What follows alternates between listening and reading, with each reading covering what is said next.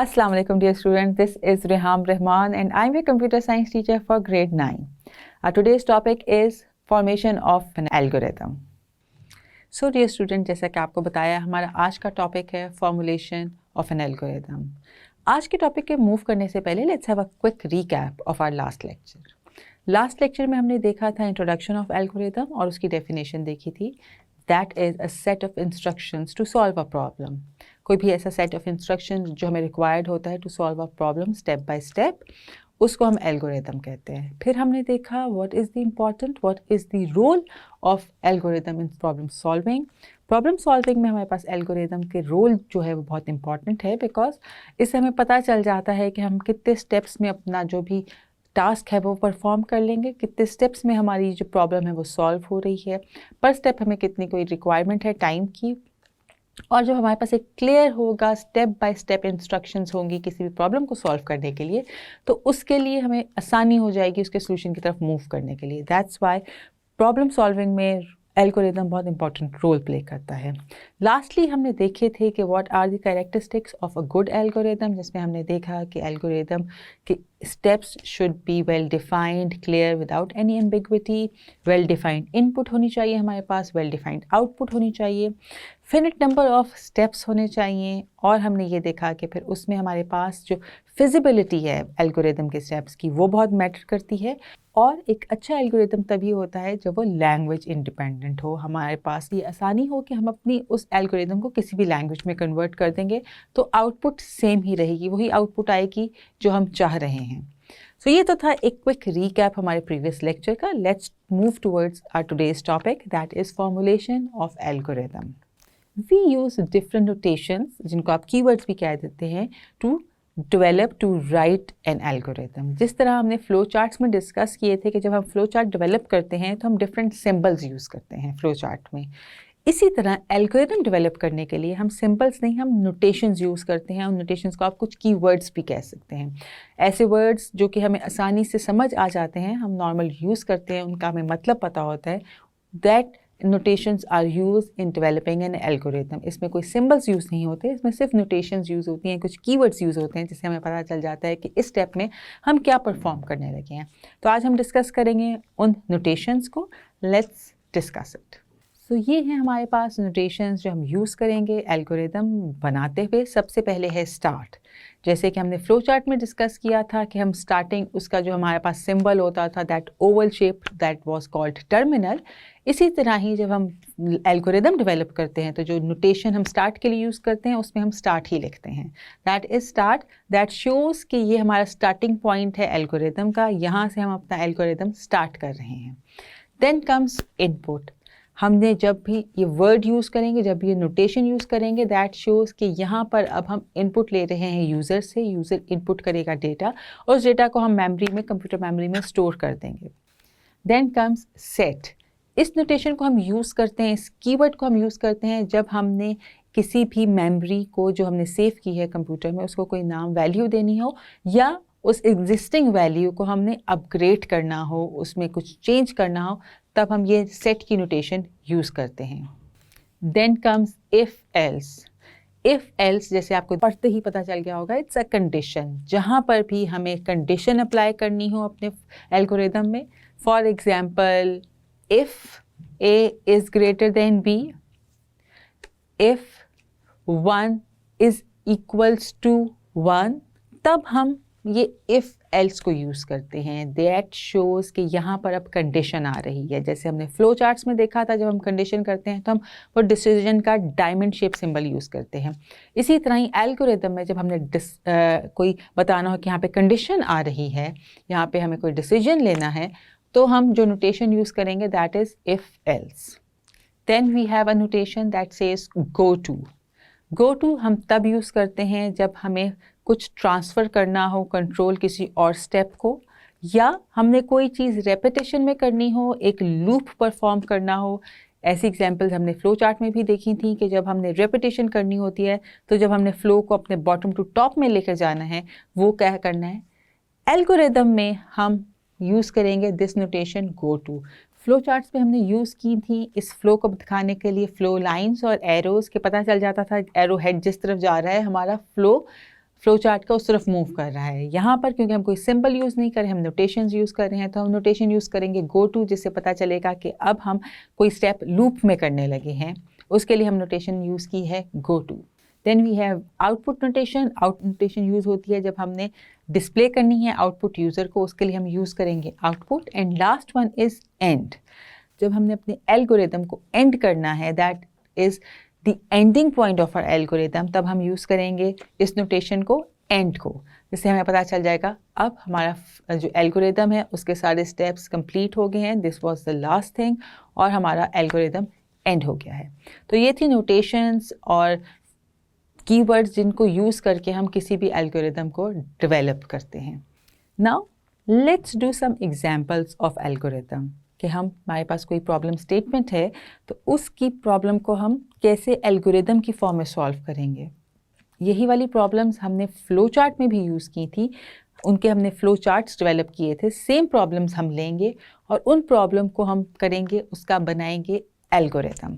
तो first problem that we are going to solve is to find the sum, product and average of 5 given numbers.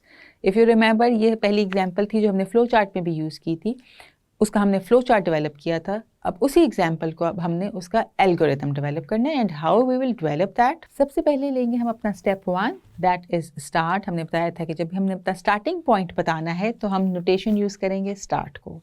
Then in step 2 we are going to take the input from the user, और input हमने क्या लेने हैं, numbers. तो हम लिखेंगे input numbers, और उन नंबर्स को हमने नेम कर दिया N0, N1, N2, N3 and N4 because we are required to take 5 input from the user. Then in the third step we will set sum to N0 plus N1 plus N2 plus N3 plus N4. यहाँ पे हमें पता चल गया कि हमने जो sum लेना है, because we are required to find the sum of the 5 given numbers. तो इस स्टेप में, स्टेप नंबर 3 में, हमने इन 5 नंबर्स का जो यूज़र ने एंटर किया था उसका सम लिया और उसकी वैल्यू को हमने सेट कर दिया कि इसमें सम के अंदर, सम के नाम से जो हमने मेमोरी स्टोर की है अपने कंप्यूटर सिस्टम में। Then in the fourth step we are going to set product to N0 into N1 into N2 into N3 into N4। अब हमने प्रोडक्ट फाइंड आउट करना था उन 5 नंबर्स का, हमने उनको मल्टीप्लाई किया और जो आंसर आया, जो वैल्यू थी, उसको हमने स्टोर कर दिया प्रोडक्ट के उस नाम के अंदर, जो कि हमने प्रोडक्ट के नाम से वैल्यू स्टोर की है, मेमोरी स्टोर की है अपने कंप्यूटर सिस्टम में, और उसमें वो वैल्यू सेट हो गई। Then in the fifth step we are going to set the average of the 5 numbers. Set average to, हमने उन 5 नंबर्स को प्लस किया और डिवाइड कर दिया 5 से, तो विल गेट द एवरेज, और उसकी जो भी हमारे पास अमाउंट आई हमने उसको एवरेज में सेट कर दिया। In the sixth step we are going to show the output to the user. हमने किया आउटपुट सम प्रोडक्ट एवरेज, और the last step we are going to end our algorithm. इन steps को, बहुत ही simple से steps थे, हमें बहुत आसानी से पता चल रहा है कि ये इस एल्गोरिदम में हम क्या कर रहे हैं। इसमें कोई ऐसी चीज़ नहीं है जो कि हमें समझ नहीं आ रही, कोई ऐसा सिंबल नहीं है जो हमें भूल गया है कि क्या काम परफॉर्म कर रहा है। सिंपल वर्ड्स यूज़ किए गए हैं, वो वर्ड्स जो हम अपनी डेली लाइफ में यूज़ करते हैं। हमने स्टार्ट किया, हमने इनपुट ली यूज़र से, हमने उस इनपुट को सेट किया, कैलकुलेशंस परफॉर्म की, आउटपुट दी और अपना एल्गोरिदम एंड कर दिया। वेरी इजी टू अंडरस्टैंड, कोई भी देखेगा उसको समझ आ जाएगी कि यहाँ पर क्या हुआ है। Now the next example that we are going to see is to find the acceleration of a moving object with the given mass and force applied. ये भी हमने इसी सेम प्रॉब्लम का हमने फ्लो चार्ट भी डेवलप किया था, if you remember. अब हम इसी प्रॉब्लम को देखेंगे कि हमने इसका एल्गोरिदम लिखना है, तो वो हम कैसे लिखेंगे। फर्स्ट स्टेप वही होगा, we are going to start our algorithm. हमने नोटेशन यूज़ की start. In the second step we are going to take the input from the user. हमने इनपुट ली numbers, mass and force. Then in the third step, set acceleration to force divided by mass, that is the formula for the acceleration. हमने उसको set कर दिया, हमने formula apply किया, जो भी user ने force और mass की input डाली है उस पे formula में calculation हुई और जो भी result आया उसको हमने acceleration में set कर दिया. Then in the fourth step we will simply output the acceleration. हमने output show कर दी उसकी, जो भी value उसके अंदर हमने store की थी. In the last step, end. 5 steps में हमने एक प्रॉब्लम सॉल्व कर दी, हमें पता चल गया है, स्टार्ट हुआ है प्रॉब्लम हमारी यहाँ पे। उसके बाद हमने इनपुट ले ली यूज़र से, उसके बाद हमने उसको सेट किया, उस पर जो भी कैलकुलेशन, जो भी प्रोसेसिंग हुई वो सेट के अंदर हुई। देन आउटपुट हमने शो कर दी यूज़र को, और लास्टली हमने अपना एल्गोरिदम एंड कर दिया। ये एल्गोरिदम देखकर आपको फ़ौरन से समझ आएगा कि स्टेप 1 में क्या करना है, 2 में क्या करना है, एंड सो ऑन। और कोई भी कंफ्यूजन नहीं है इसमें, कोई भी ऐसी चीज़ नहीं है जो वेल डिफाइंड नहीं है, कोई भी ऐसी चीज़ नहीं है जो प्रैक्टिकल नहीं है। Very simple, very generic and very well defined algorithm it is. Now let's have a look on another problem that we are going to solve is, and the problem statement says we are required to calculate the average of 3 numbers 25, 45 and 65, and we have to write an algorithm with these fixed numbers to calculate and display the average values.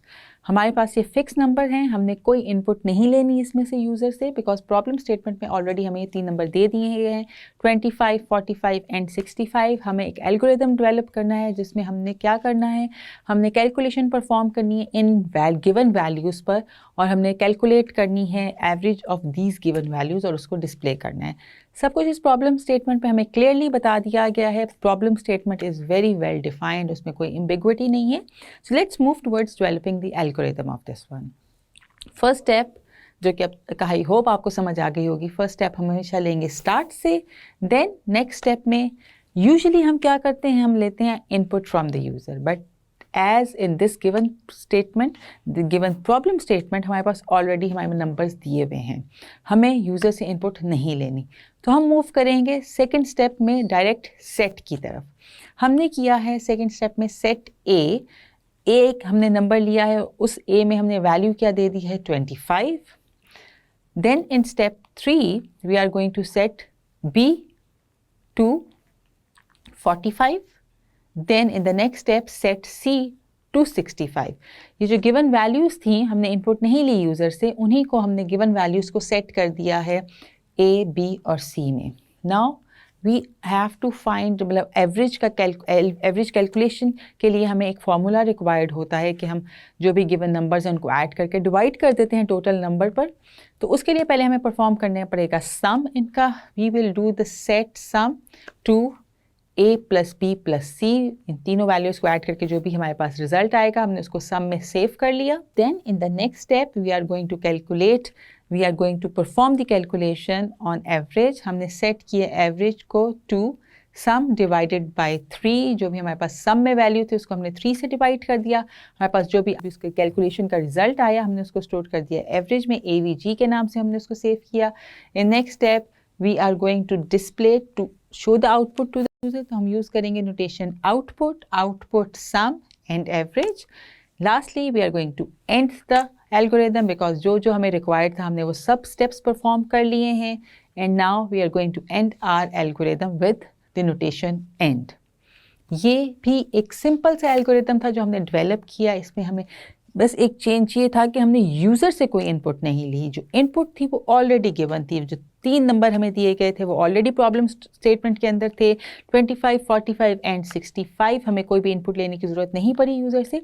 ये एक change था, हमने input नहीं ली, हमने direct हम input वाले step को skip किया, स्टार्ट किया और डायरेक्ट हमने सेट की वैल्यू ABC की इक्वल टू 25, 45 एंड 65 रिस्पेक्टफुली। उसके बाद हमने कैलकुलेशन परफॉर्म की और यूज़र को उसकी आउटपुट दे दी।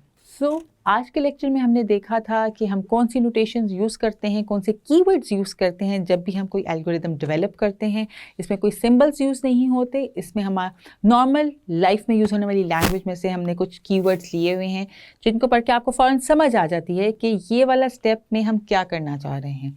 उसमें से थे स्टार्ट था, उसके अंदर इनपुट था, उसके अंदर सेट था, फिर हमने देखा जो हमने कंडीशन अगर अप्लाई करनी है, जो कि आज हमने किसी भी एग्जाम्पल में अभी डिस्कस नहीं की, उसके लिए जो नोटेशन यूज़ होती है इफ़ एल्स, एंड फिर हमने रिपीट स्टेप्स करने हैं तो उसके लिए गो टू की नोटेशन, फिर आउटपुट शो करने के लिए आउटपुट, और लास्ट में जब हमने बताना है कि हमारा एल्गोरिथम ख़त्म हो गया है, वी यूज़ द नोटेशन और you can say the keyword that is end. So dear students, ये तो था हमारा आज का लेक्चर। उम्मीद करती हूँ आपको अच्छे से समझ आया होगा। हम इंशाल्लाह मिलेंगे अपने नेक्स्ट लेक्चर में। तब तक के लिए अपना ख्याल रखिएगा। अल्लाह हाफिज़।